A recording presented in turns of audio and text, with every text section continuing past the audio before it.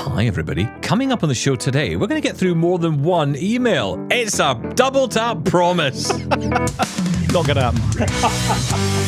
This is Double Tap, where blind people talk tech. Here's Stephen Scott and Shaun Preece. You know, it's funny, right? I was just taking a little sip of my coffee there. You'll be pleased to hear not a repeat of what happened during our Glenn Gordon interview where I ended up covered in coffee. No, I was absolutely fine. But the thing is, there is a strange smell coming from my coffee mug here. And I'm thinking, what is that smell? And you know that way it's like it's a familiar Feedback smell. at doubletaponair.com. What is that smell? Yeah, can we get that on podcast now? Is there a scratch and sniff? Go on, scratch your foot. Go on. There you go. See, can you smell it now? So there's a smell, and it's a nice smell. It's a pleasant smell. It's almost like, and then I realised what it was. Hand wash. That's what it is. I think I must have been washing my hands in the sink this morning, and I haven't quite rinsed my mug out here. So my coffee mug smells of coffee and hand wash. It is the perfect combination. Can I just say, Double Tap doesn't recommend hand wash in your coffee. No, Okay? it's not a good definitely thing. not recommended. Do not do it. I wasn't actually putting the hand wash into my mug, Well, yeah, but it happened. not intentionally. You know, it's fun. I use one of these 1-cup machines. I've got one up in the Do office. you? Yeah. Someone's doing well. In the office. Yeah, the show's doing all right, right. you know. It's doing pretty well. I think we just okay. crossed 8,000 people subscribed on YouTube. Thank you, YouTube people. Have we? Oh, thank you, YouTube. YouTube's a tough nut to crack. YouTube I'll tell people you that are much. they're tough nut to impress. But, you know, we so far getting nice comments, which we obviously appreciate, and we're glad that you send them. Just trying to figure out a way of accessing them is often the Yes, challenge. But, you know, we we're haven't getting there. quite got there. We sorted email out. Okay, last week was all about email. Maybe this week we'll get into something else. You never know. But yeah, so I use one of these little 1-cup machines, and I love it because, you know, what's brilliant about it is if you use the same cup all the time, you can set it. This particular one I've got, which I think is a Breville, you can set it so that it will only ever fill up the amount of water required for that specific mug. Yeah. Now, I have a larger mug. I've got the same one you've got, the double tap mug, although I think the one I've got here is a Tim Hortons one, actually, you know, because, you know, I'm all about Canada. So, I got my Tim Hortons mug, and it's a big, chunky mug. Don't know how many litres it is, or whatever, millilitres or whatever, but it's a big one. Problem is, my wife comes in and she says to me, could you make me a coffee in your little machine there? I said, of course, happy to. So I take her mug, which is smaller. She doesn't want a big coffee. She wants a small coffee. And it overflows. It went everywhere. So that was annoying. But not quite as annoying as I was telling her when this happened. When the day that I decided to have a cup of coffee, I'm going to blame the blindness for this. I'm going to blame it. Blame it on the blindness. Yes. I had a fantastic cup of coffee all over the desk because guess what? There was no cup.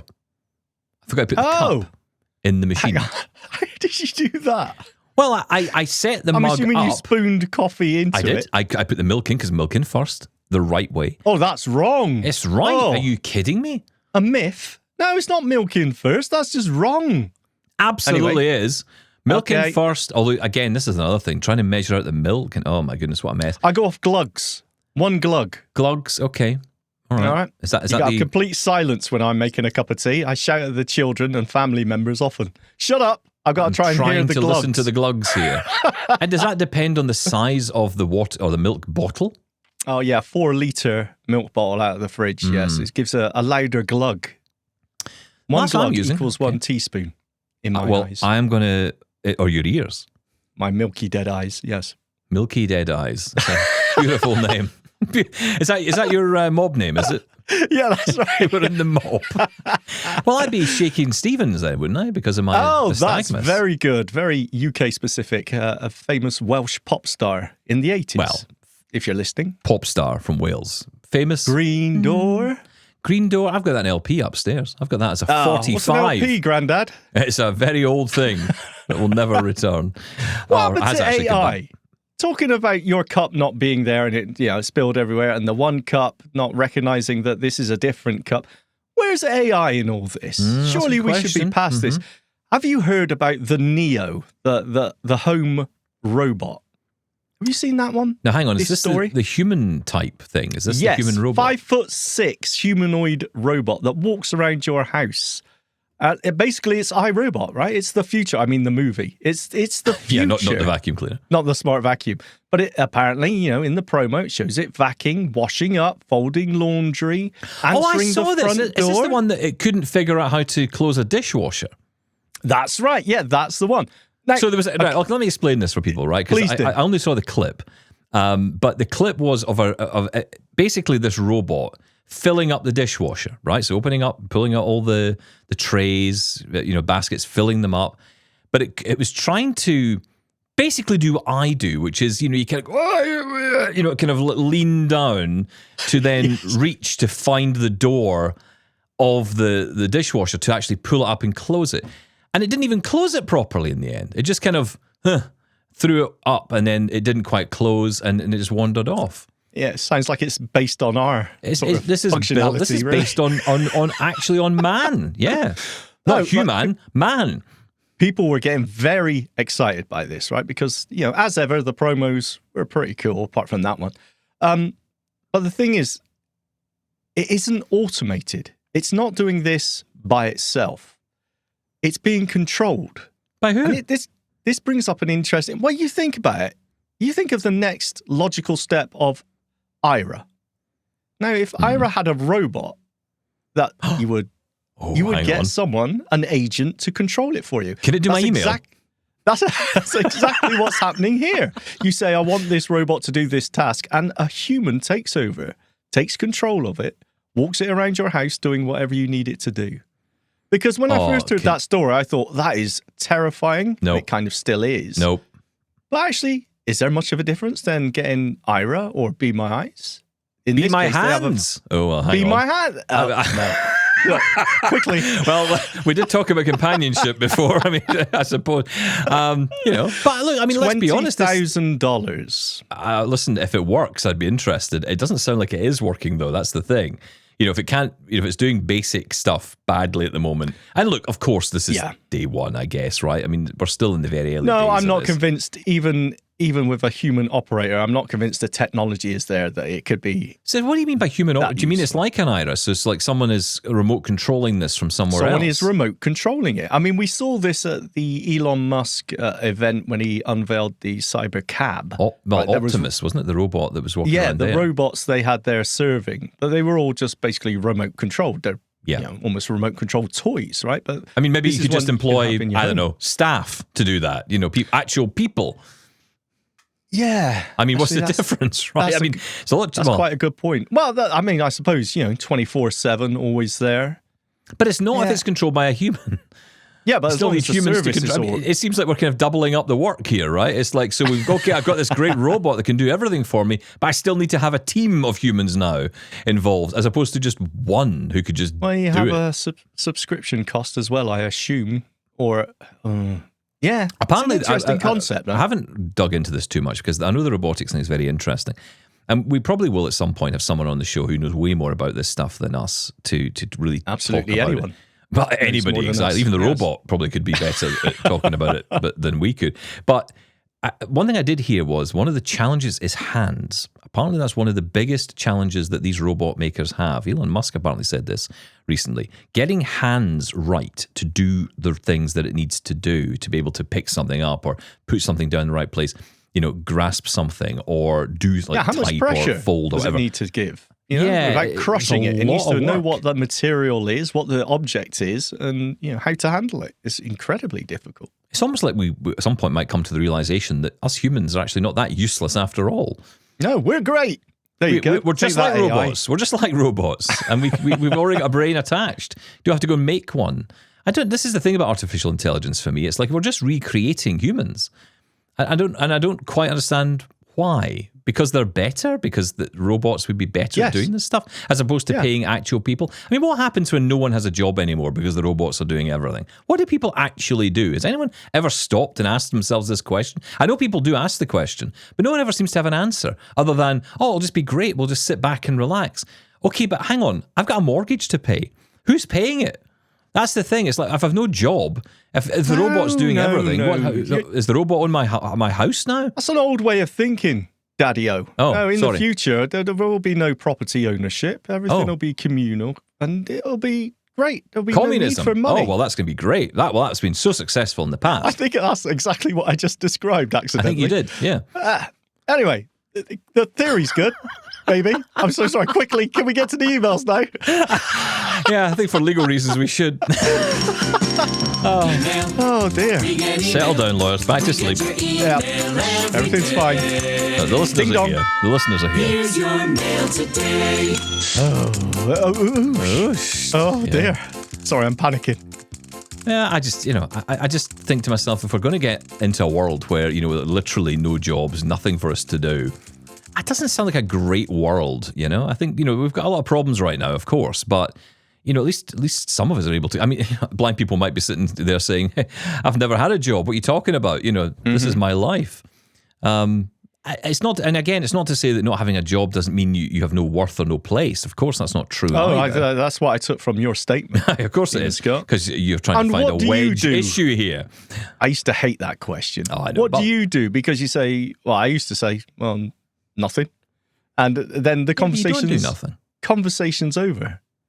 I know, but, I've learned to sort of circumventilate.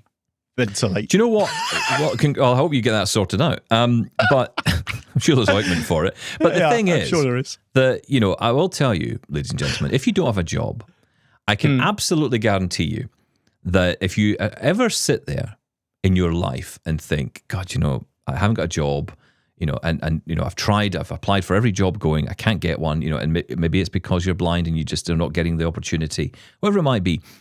I will tell you this. Becoming a broadcaster doesn't really, it's a great job and I love doing it and it's my favorite thing in the world. But with your family and friends and people that don't understand that world, you might as well be unemployed because they've got no idea what it is you do. They don't understand and they think it's generally worthless. Oh, you just sit there talking to yourself for an hour. Oh, that sounds great. That's what I get. They don't believe you sometimes. I don't think anybody believes what I do. Any of my friends who, I may say friends. Are you talking to your friends? Yes, acquaintances. I am, actually. Let's talk acquaintances, right? People like your neighbours and so on. I think they often think, yeah, he says he does that radio thing. Says he does, yeah. He just disappears in there into that room, shuts all the blinds and sits in the dark for about, 10 hours and just, tries to figure out how to send an email. No. That's not entirely untrue either, by the way. There's a lot of truth in that. You've got the radio voice, Stephen Scott. Everyone knows you're a broadcaster. And the radio face. Right, moving on. Let's get some emails on. Here's Frank. Hi all. I am having a problem with Lady A. When I am listening to Double Tap, she will sometimes stop one episode and revert to either the last one or another one from I do not know where. Has anyone had this problem and what is the remedy? I have tried unplugging and waiting a few minutes and restarting again, but that does nothing. The annoying part is that I may be listening to a very good rant or even a good story, but if Lady A goes back to the start of the episode, I have to ask her to move on in increments of 2 to 5 minutes. Now for my rant. I have had a few problems with obstacles in my path on the pavement, or for you non-British, sidewalk. Our refuse collectors have a habit of leaving the empty bins in the middle of the path or in any space it ends up in. We, as users of bins, are asked to place the bin either at the building line or at the edge of the curb. I have reported this problem to the local authority and things get better for a few weeks and then go back to normal. I asked an organisation for blind people if they could help. I was told to go through the normal complaints procedure. When I said I already had, they said if necessary they would send a sighted person out to talk to the authority. This put my back up, as I am quite able to do my own talking, so why should I tell my story to someone for them to pass it on to the authority? What chance do we stand if we are to rely on sighted help? This disempowers us as blind people and makes us look as if we are unable to talk to sighted people. It is no wonder we are disempowered in the employment stakes. That is all my rant for now. Regards, Frank from a very cold northeast England. Yeah, just to kind of expand on this a little bit, Frank. I think in previous years, decades, I would say, that would probably have been acceptable, what you were told by that blind charity or that organisation, that blind organisation. But it's not today. And it's because we're starting to stand up a bit. We're actually starting to stand up and say, do you know what? Not quite at that movie Network level, I'm mad as hell and I'm not going to take it anymore. But we're not far off it, let's be honest. We're getting to that point where it's like, I can speak for myself. I can. And, in 2025, we're still in a situation with the "Does he take sugar?" which was a famous line which came out because I think there was at the time, the In Touch program, I believe, way back in the day was called that. The BBC In Touch program was actually called "Does he take sugar?" I think that's true. I mean, I'm sure someone will tell me that's wrong, but someone told me either they were winding me up or something. But, it wouldn't surprise me if that was the case. It's a famous phrase. It's a very famous phrase because it's like you're always asking the other person. So if there's a sighted person with you, or I notice it all the time when I'm with my wife, they're always looking for someone else. Oh goodness, surely there's a sighted person around here who can answer this question because these blind people won't have a clue. Two blind people, I don't know what to do. They don't know what to do. They've no idea. But I would be annoyed by that. I agree with you. I'd be annoyed by that because I think, well, no, you're right. I don't need some sighted person to come along and save me to fix this. I mean, I do think we need to get support sometimes. And like I was ranting out yesterday, we shout at the sighted people for everything. We say, oh, the sighted people don't understand. But this is a different thing that Frank's talking about. He's saying, here's a situation where someone's going to come and speak on his behalf. Well, why can't Frank speak? Because he can. I don't quite understand this. No, absolutely right. I mean, it just doesn't make any sense to me. Why would you need a sighted person, firstly? But why would you need anyone to speak for you? And in fact, why in person? There's so many ways to contact, the people you're having problems with, be it email or telephone. Why has it got to be someone's got to go face to face to talk with them? I don't quite understand that. If they've taken your complaint in the past, as you said, and it resolved for a short while, don't you just keep on complaining and making the point that this keeps coming back to be a problem?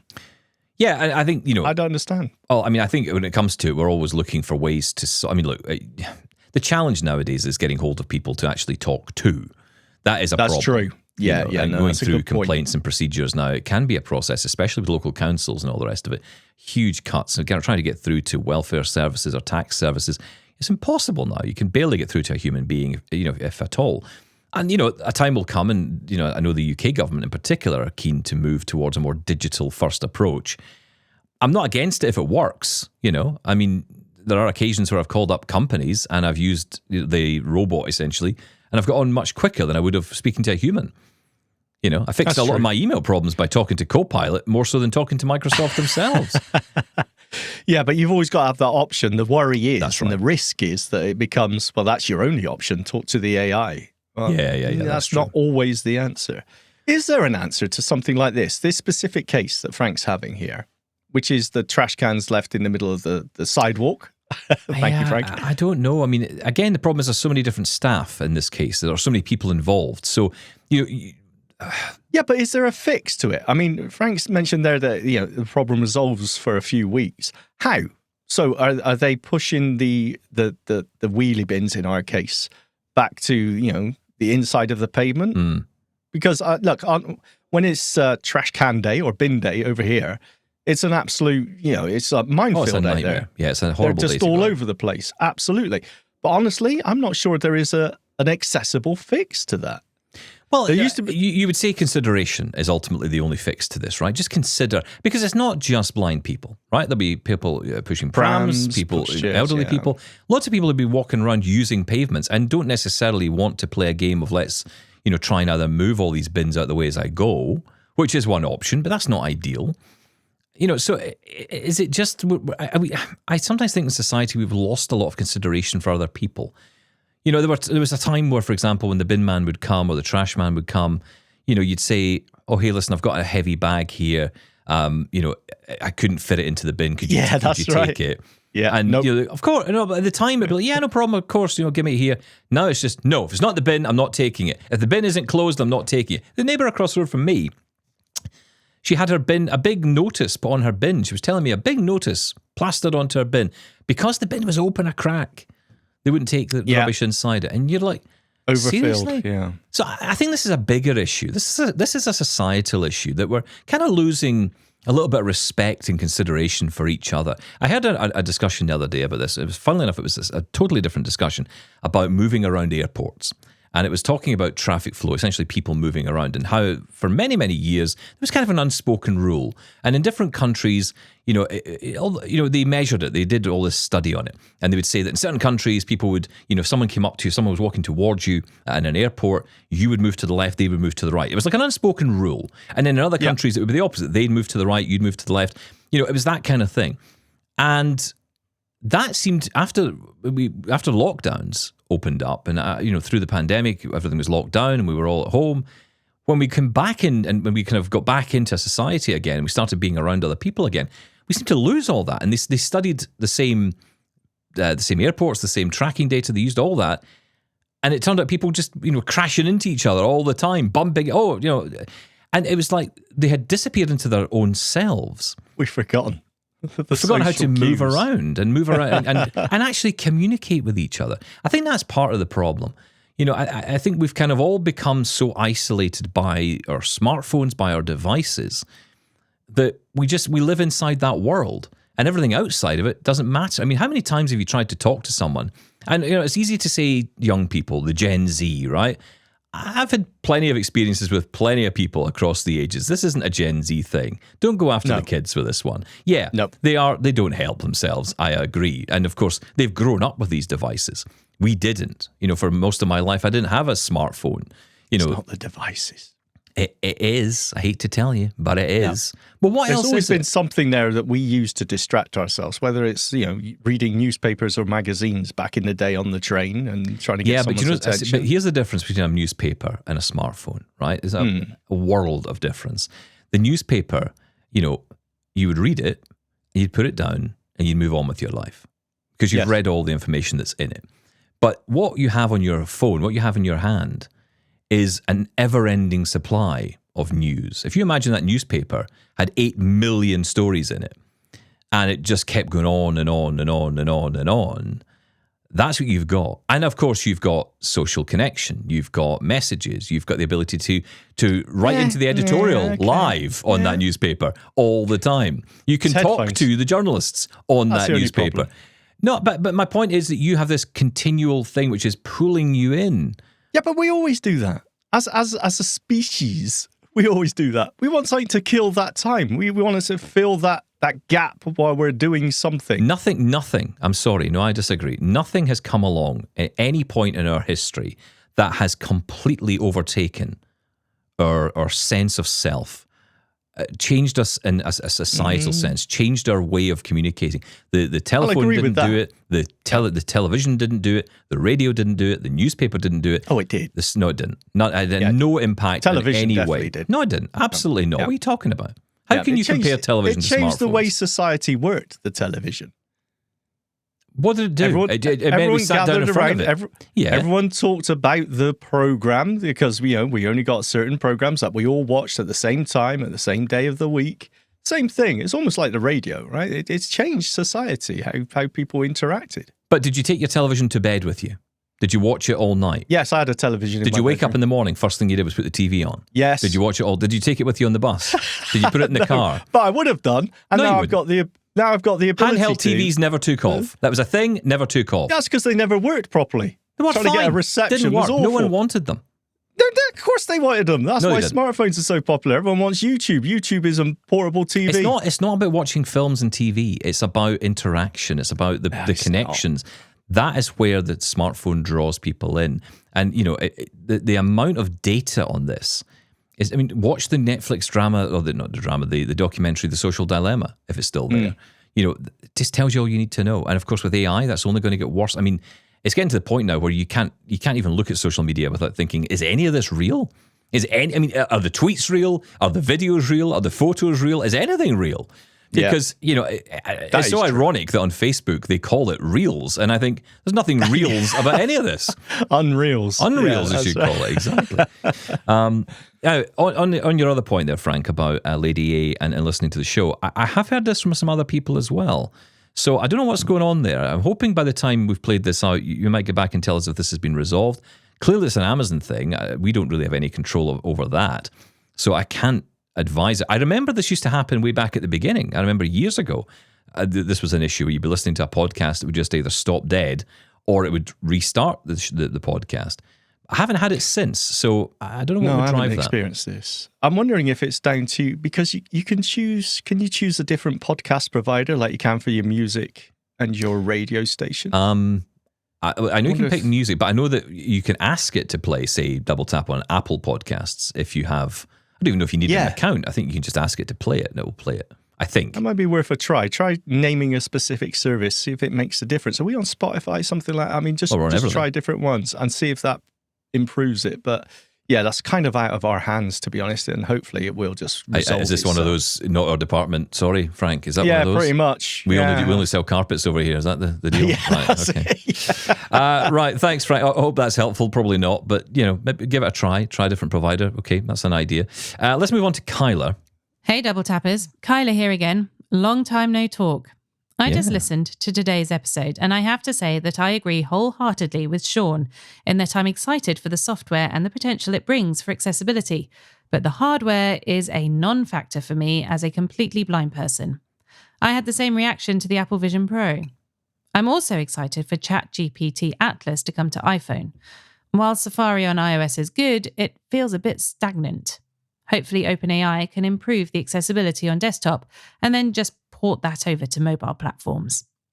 Speaking of new tech launches though, well, Cobalt Systems did it again. I was casually scrolling through their website just last week to find out if they had released anything new, but I have to admit I was not at all expecting what I actually got. Cobalt's new talking digital pedometer watch tracks your steps, calories burnt, and mileage covered after you enter your height and weight. On top of that, it still has all of the features you'd expect from a talking watch: time and date announcements, a stopwatch and countdown timer, hourly chime, and 5 daily alarms with snooze, all spoken in a clear male voice. According to Cobalt's product range, it also has a backlit display and gives clear voice prompts and descriptions of button functions while being set up. I've been tracking this for the past week now, and it seems really impressive, though I still haven't seen any demonstrations or heard anyone talk about this. For people who don't want to hear an Apple Watch all the time, this could be a really good option for about $58 plus shipping. Next up, I got access to Alexa Plus on my own account, and I'm no longer piggybacking off my grandparents. I've been testing Alexa Plus out since July with my own calendar, email, integrations, and music services, and I have to admit, I really don't relate with all the complaints on social media. In my opinion, Alexa Plus is as close to a digital roommate who doesn't rearrange the furniture as I'm going to get, and I plan to write a full review for AppleViz. Let me know if you guys want me to do a demo recording. Finally, I have a bit of a philosophical question about iOS 26. I think Apple has been focusing way too much on the visual side of this redesign, while the user interface sounds, such as for plugging in your phone, locking the screen, or hanging up a call, are still trapped in the iOS 7 era and do not match the updated liquid glass design language for iOS 26 at all. Meanwhile, iOS 26.1 Beta 4 just brought a customization option for sighted people that Apple fans never saw coming: the ability to switch between a clear and a tinted look for all of liquid glass. So my question is, are blind people missing out on this so-called redesign? In my opinion, we are, since Apple hasn't updated the audio side of iOS 26 to match the visuals. Keep up the great work, guys. Cheers, Kyler in Idaho. Thank you, Kyler. Where to start, Stephen Scott? Where to start? I don't know. Something did jump out at me. Cobalt, please come on and demo some of your products. I'd never really hear anyone from Cobalt demoing anything. That'd be great. I know. I've got to say, I think I'd go further than that. I'd go to say that I think the assistive tech world needs a serious think about marketing and the way that it sells. Not sells products necessarily, but informs people about products. Because, one example, which I don't mind saying, I'm trying out the Orbit Q40. That's the QWERTY device with the 40-cell braille display. Trying to find any materials. I mean, there's a manual, which is great if you are someone who's studious. And I have tried reading it, and it's perfectly written, and it's well written, and it's understandable. Although I have to say, I think it could have been condensed a little bit. Oftentimes they would refer to a feature, but then much later in the manual actually explain what that feature was, and then a bit later on explain the keyboard shortcut you might need, which was kind of buried in among a paragraph of text. I kind of felt, that it could have been a bit better written. But okay, that aside, I'm not wanting to sit and critique the manual too much, but what I do want to say is, I want quick start information. I'm going to say, I know we've talked a lot about Jaws and Vespero, and we've talked about, criticisms over pricing and all the rest. One thing I cannot complain about when it comes to Vespero, in particular Jaws, because I'm using Jaws, is the information they put out. These bite-sized tutorials, these focused webinars on specific applications, using Outlook with Jaws, using Gmail with Jaws, using whatever with Jaws. Yep. So good. I can follow that. Now, of course, there could be a manual that could explain all of this, and some people would happily read it. I've had friends, we've got friends who will say to me, Stephen, just read the manual. I get it, I understand that, but my brain just doesn't take it in. I'm halfway through, I'm like, hang on, where was I? What am I doing?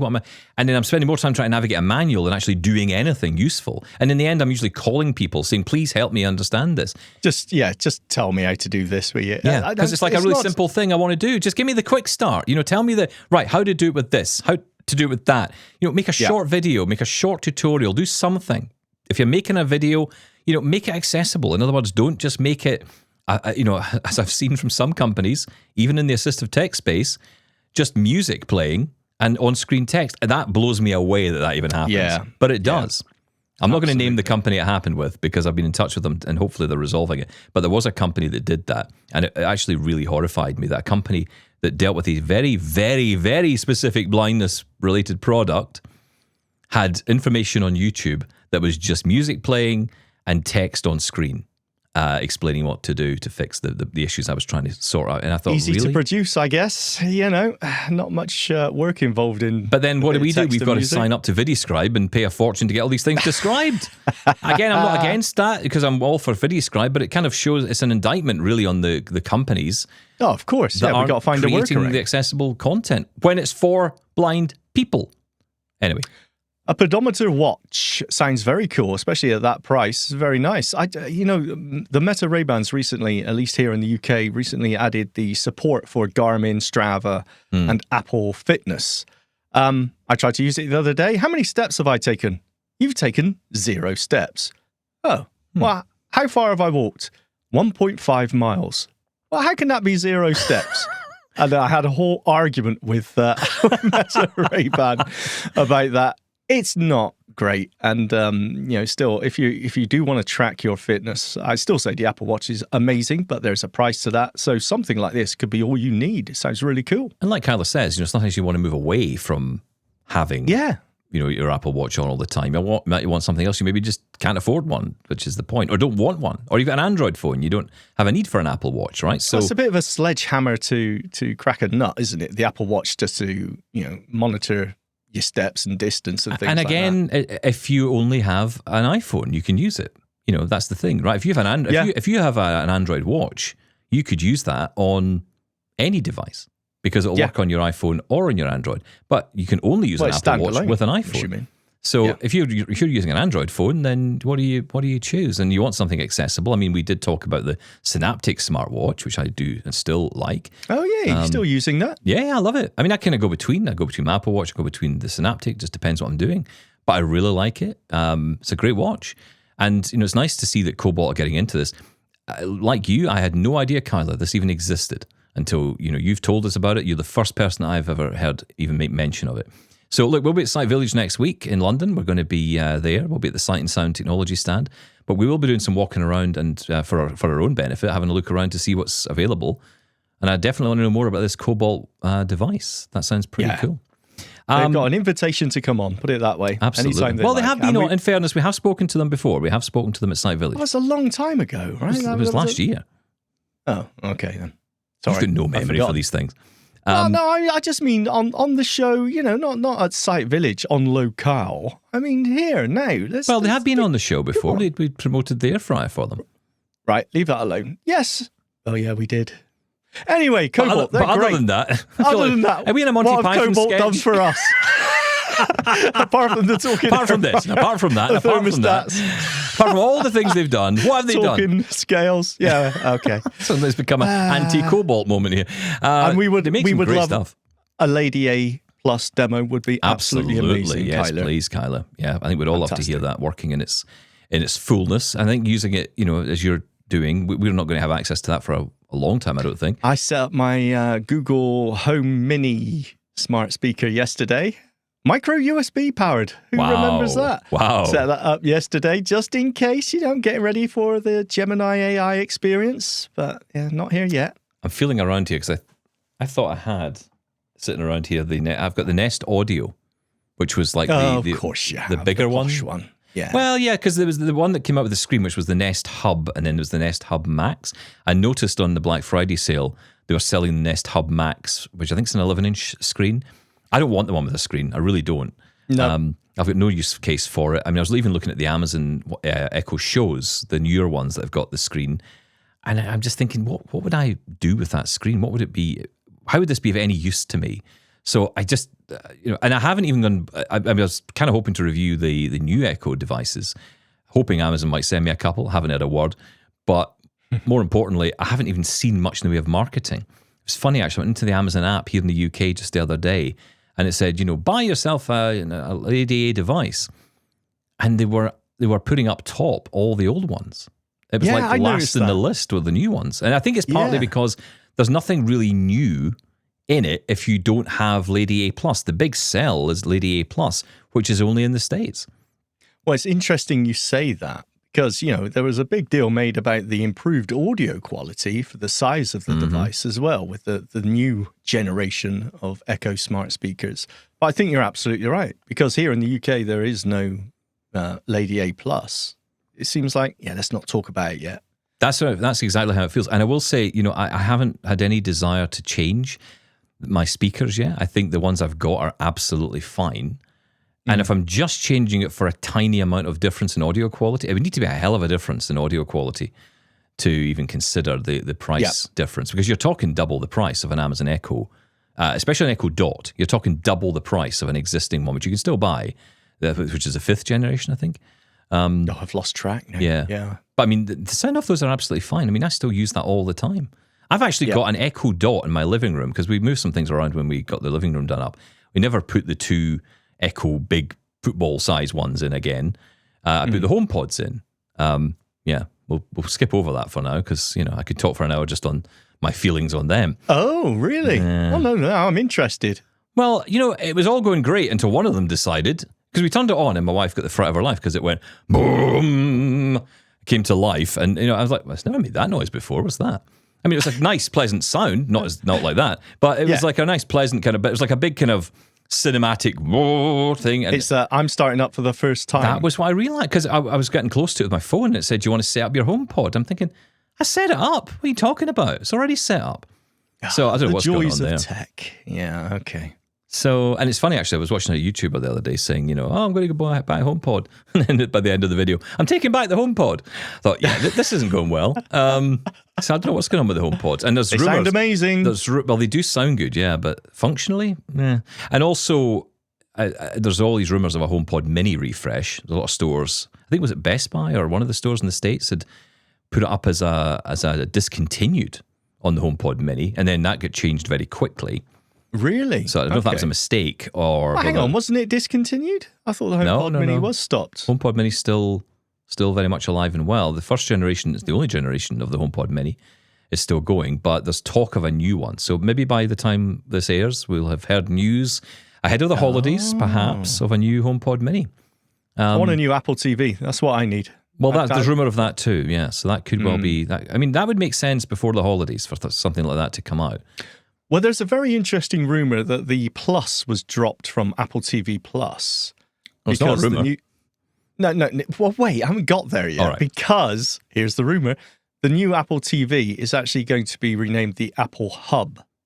Oh, okay. Because with the M5 chips coming in and the Matter support, which is built into the older generations as well, just not enabled, that it's going to become more of a smart home sort of centralized hub, and the Apple TV is just going to be part of that in the service in it. So this is going to be the HomePod hub thing that everyone keeps talking about. They suggest that's there's right. Like a HomePod with a screen. So it's like the Amazon Echo Show, right? Well, I don't know if there's going to be there may be a screen in it. I don't know, but the point is that they're really going to sort of double down in the smart home aspect of it. Could be fun. Final point from Kyle that I want to pick up on, iOS 26 and the visuals. There was a huge, it seems like such an embarrassment, actually, and a bit of a fail this year, because liquid glass was supposed to be the big new thing of iOS 26, and by the end of it was kind of like, if you don't like it, you just turn it off, go back to where you had. And that felt a little bit like a fail for Apple. I always think, what would Steve Jobs do? That's always in my head. What would Steve say at this point? And I think Steve would probably have said, you'll just learn to live with it and love it, get over it, because that's kind of how Steve worked. That's how Apple worked in those days.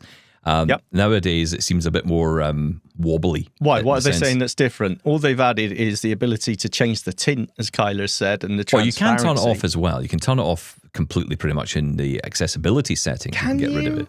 Yeah, you can. Okay. You can. But I don't know how much visually it looks different to what it looked. I know from people who have been following, like Shelley Brisbane in particular, who I take very seriously on these issues. Shelley is low vision. And she's found this whole thing a nightmare, this whole experience of dealing with the visual side of it. And a lot of people, I think Carrie Morales as well, Carry On Accessibility, of course, she's been posting a lot of messages about this and how she's really struggling with it. I think there was a YouTube redesign as well recently that didn't go well visually. And that's the thing, it's so, I was going to say it's challenging for accessibility, but again, if these things were informed by people who actually were disabled and were actually in the room, and people who were disabled were actually involved in this planning, you'd head a lot of these issues off at the pass. Yeah, well, we've had that argument many, many times, haven't we? Yeah, so and sadly it'll just go on and on. Listen, we're going to take a very... Yes. So quickly, do you feel you're missing out because you've still got the old sounds? Do I think what?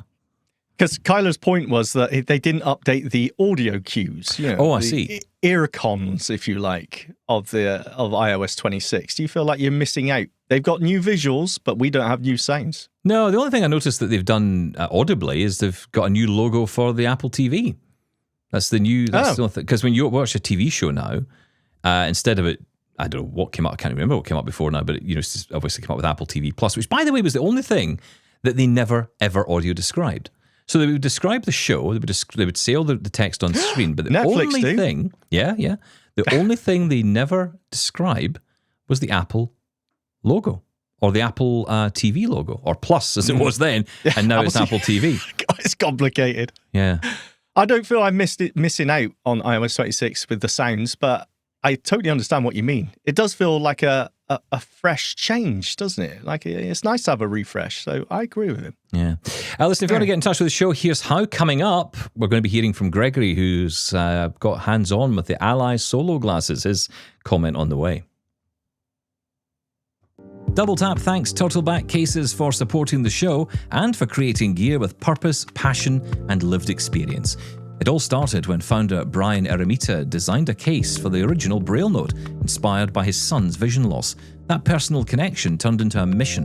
Today, Turtleback still crafts high-quality leather cases for note-takers and accessible tech, offering custom fits for the Mantis Q40, Focus 40, Victor Reader Stream 3, Braille eMotion, Blind Shell Classic 3, and many more.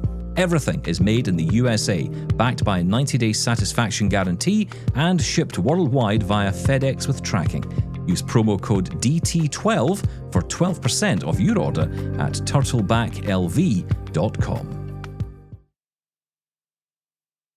Get in touch with Double Tap. Email feedback at doubletaponair.com. Leave us a voicemail at 1-877-803-4567. And now you can send an audio or video message to us on WhatsApp. That number is 1-613-481-0144. Okay, let's dive back into the emails. And Gregory.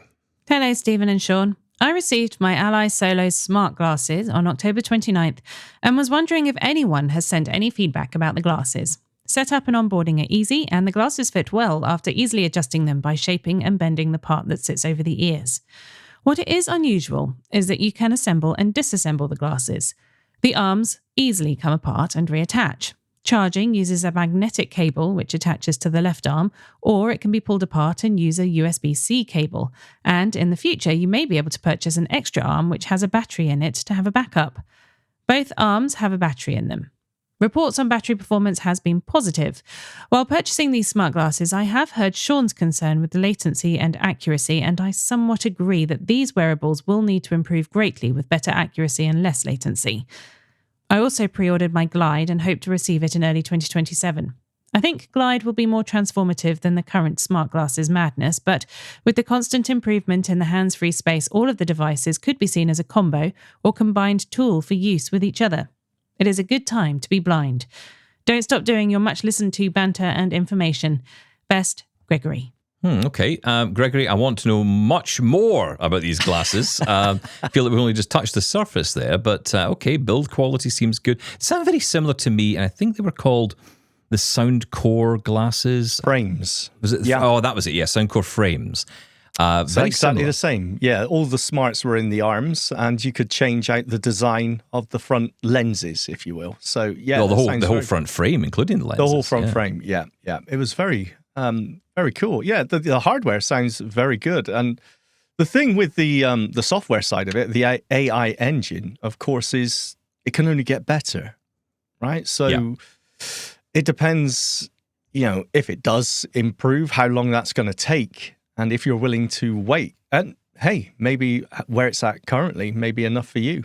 I'd be interested in more of your opinion on that, Gregory. Some of the tasks you're using them for. I mean, look, I'm seeing a lot of mixed reviews on this, but again, I'd like to hear your takes on it, from across the board. Gregory sounds like he's having a good time with it now, which is good. I think that, when a company brings out a product like this, and of course, Envision have had Envision glasses for a long time, but I think that the expense of those meant fewer people would have access. The price point of these is a little bit more achievable. I mean, it's still expensive, but maybe a little bit more achievable for more people. That's being generous, I think. But because of that, it's going to put a lot more pressure on the company because more money that's spent by the customer, there's a demand and an expectation, I think, that comes with that versus an application on your smartphone that's free or perhaps maybe a $10 a month subscription. The expectation, I think, changes because you're paying more. You're putting down a huge amount of money, so I expect more. And if people don't feel like, people will have probably tested out the app and said, okay, I can live with that, or that seems okay, or I'm okay with that. And then when it's in the glasses, they think, I don't like this so much. So I don't know how you fix that. I don't know how you square that circle. But certainly the company are going to have a lot more pressure on them to deliver better experience. And that's not a bad thing. They're out there, they're selling it. So, if people are going to be Competition buying is good.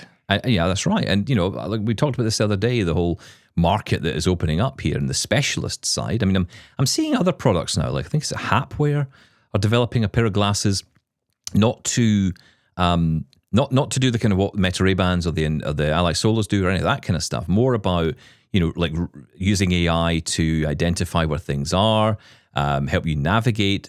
I think it even describes like how someone's looking or, giving you facial cue Yeah, but we're going to see information. more and more general mainstream smart glasses, which has AI built in anyway. And the argument is going to be, as like you said, we've said this before, but what extra are you going to give me for a subscription? Well, is it jack of all trades, master of none, or is it going to be the one job? Because look, ultimately, the jack of all trades approach to this kind of technology might win out because ultimately they can make it mainstream. It becomes a platform. And I said this the other day, you could have a platform that people can build on.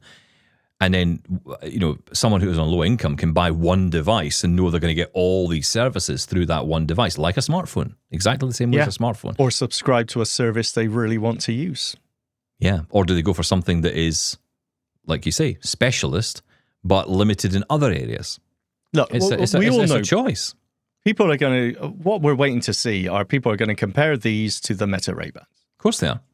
And as soon as those drop and we see what the comparison is, then I think most people will make their decision. Yeah, get in touch with us. Let us know. Let us know what your Yeah. experiences is of the Ally Solos. We'd love to hear your thoughts. We haven't had hands on yet. We have requested a set for demonstration purposes, but we haven't received anything. So we'll wait and see. But I think that's partly because they were very popular in the pre-order. They're not available. So Yeah. we'll see what you think. But I'd love to hear your takes on it. I'd love to hear what you think. Let's go to Jim. So, hello, this is Jim. That used to be Florida, Georgia Jim. Now I'm Florida Jim, unfortunately. Oh. had a death in the family, but we'll sorry talk to hear about that another time. But anyway, I wanted to share, unless you mentioned it and I've missed you all discussing it, that the app Good Maps Outdoors is now called Indigo. And I discovered it the other day when I was in a rideshare trying to open Good Maps Outdoors, and I couldn't find it. But then I went into the App Store, and I found Indigo, and it said open it. So apparently when it updated to that. I don't know a whole lot about Indigo or the history of Indigo, how it became Indigo, so maybe you all have some information about that. But the little bit I've used it, I like it. Seems pretty similar and pretty easy to use. I've been using these apps similar to that, the ones that Mike May and others wrote back in the early part of the millennium. Anyway, thank you for doing such a great show, and thought I would share that update information. Yeah, thanks for that, Jim. And again, sorry to hear the news in the family, but I'm intrigued by this because this is following on from one of our listeners who got in touch asking about, was it Seeing Eye GPS or something like that? That was the name of the app that they were using before. There's a bit more on this because we have had some other emails come in about this. Apparently this Indigo app is where you need to be heading, apparently, because this is what became of all of that. That's what I'm reading into this. I don't know the full so path. It's not just Good Maps Outdoors. No, I'm not entirely sure how this all works or is linked together. But I think if you are looking for an app that is the same as the Seeing Eye GPS, that is what this is. This Indigo app is going to give you that experience. I haven't tried it. I have never tried Good Maps Outdoors either. Used the indoors. No, well, for a while, I don't think it was over here, was it? I can't. Well, that's right. There was one that wasn't available, wasn't there? I don't think I've ever seen Seeing Eye GPS either. I don't think I've ever heard of that. We will definitely check it out because the name is genius. Indigo, independent, go. I like it. I'm going with that. I didn't get that from that at all, but okay. No, I just thought of it. But yeah, that's very good. I'm going to check that out. Thank you. I want to get to this one before we go. Linda is here. Hi, this is Linda from Lexington, Kentucky. And I have a question. My husband and I have a very unusual situation in that he uses a walker and he can see, and I am blind and I have to walk behind him. And he also uses hearing aids, and sometimes when people do, they talk a little softer than normal. So he's facing away from me and sometimes tries to talk, and I can't understand him, especially when we're outdoors and there's other ambient sounds like traffic or whatever, I just can't hear him.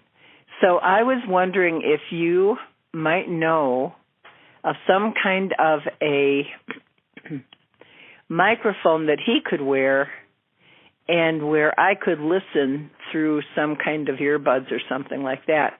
But the one thing to keep in mind, too, is I can't handle, some of those methods might double the sound on my end, if you know what I mean, because I would not only hear the real thing that's happening, but then it would be coming through the earphones as well, or whatever I might be wearing that connects to the microphone. So I just wondered if you had any suggestions. I sure would appreciate it.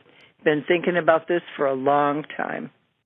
Thanks, Linda. Great question. Actually, something my wife and I did think about, because when we're going out and, she's got her guide dog and I'm behind her with little Oni, walking along, sniffing everything, and barking guide dog. Everything, and me, and my wife, and every neighbour who walks by. There is a challenge because we're always having to walk kind of behind each other. And my solution to that, Linda, was to use the Meta Ray-Bans, because I thought that was the best way. I could talk to her, I could talk softly. She would talk softly, so we didn't have to yell at each other, because it was impossible. A WhatsApp call. Yeah, and just have a live call going all the time. That was actually the easiest way to do it. I'm thinking of tech you may have already, the iPhone Live Listen feature with a pair of AirPods, where your husband would have the iPhone in his chest pocket or something. And well, this is the challenge, right? Because he's using his walker, He's having his hands on that, and obviously, and the hearing aids thing as well. I've got to think about that. So how does that tie in? I mean, you could use your iPhone with that, but you don't have a microphone. That's the problem. Because he can hear through the headphones or through the hearing aids, but he can't speak. Yeah, it's getting the feedback back to him where that would become an issue. Are the hearing aids, made for iPhone? But then we're going to. It seems to me like there should be a bespoke solution to this. This must be something. I'm immediately thinking of motorcycle riders who have these radios built into the helmets. There must be something out there specifically for this. And given today's technology, I would hope it would be voice isolating, so you wouldn't get that doubling up of environmental sounds as well. Honestly, it's a really interesting question. I'd be interested to hear our listeners on this. Well, the only thing I'd say about that is, I mean, I know what you're saying, Linda, but you don't want to hear, because I know exactly what you mean. You don't want to hear his voice coming back to you almost twice, because you're going to hear it again with a delay if you're using something like a Meta Ray-Bans or whatever. Now, in some ways, you might not, because it sounds like you can't hear him at all really anyway, and that's the whole point. That's why you need this. So I'd maybe put that to the side. What you do need to think about, though, is environmental awareness at the same time, because you still want to be able to hear what's going on around you as you walk. So, in order to achieve that, you're going to have something that's open ear. Maybe those headphones we were talking about. Where's my thing I had the other day? My open. Oh, you're trying to sell. I managed to. Yeah, that's right. Yeah, spend huge amounts of money on open meet communication technology. I don't know. I mean, there's lots of different things. Open fit as well. The little earbuds that again allow you environmental awareness, but you can still hear what's coming through. That might be an option. Let us know. Everyone else can get in touch and chip in on that one. Thank you, Linda. Thank you to all of you. We'll catch you again on the next Double Tap. Bye, Shaun. Thank you. Bye-bye.